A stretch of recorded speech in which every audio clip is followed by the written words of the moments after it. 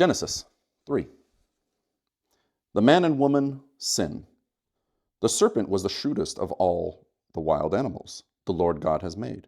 One day he asked the woman, "Did God really say you must not eat the fruit from any of the trees in the garden?" "Of course we may eat the fruit from the trees in the garden," the woman replied. "It's only the fruit from the tree in the middle of the garden that we were not allowed to eat. God said, 'You must not eat it or even touch it. If you do, you will die.'" If you know, "You won't die," the serpent replied to the woman.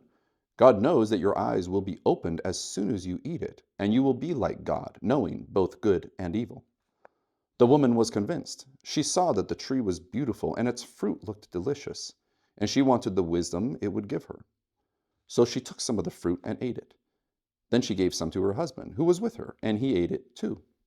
At that moment their eyes were opened, and they suddenly felt shame at their nakedness.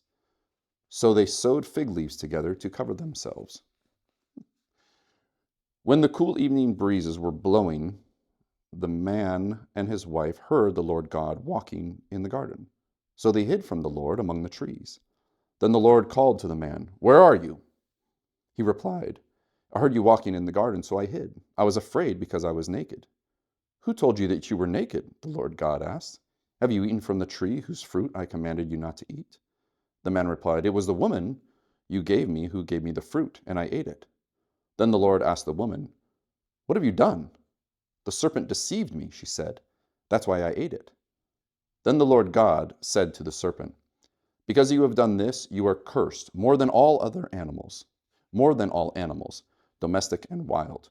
You will crawl on your belly, groveling in the dust as long as you live, and I will cause hostility between you and the woman, and between your offspring and her offspring. He will strike your head, you will strike his heel."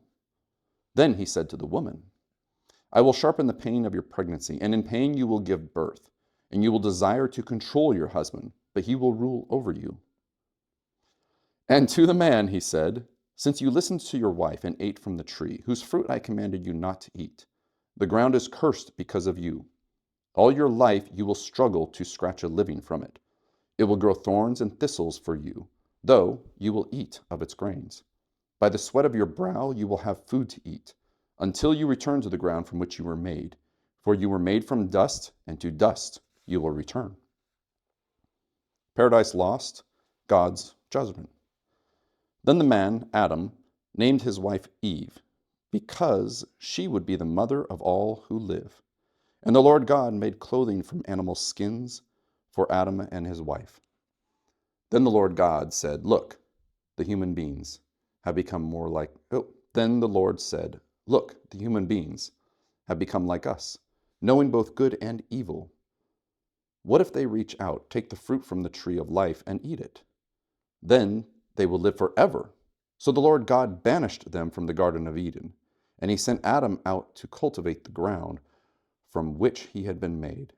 After sending them out, the Lord God stationed mighty cherubim to the east of the Garden of Eden, and he placed a flaming sword that flashed back and forth to guard the way of the tree of life.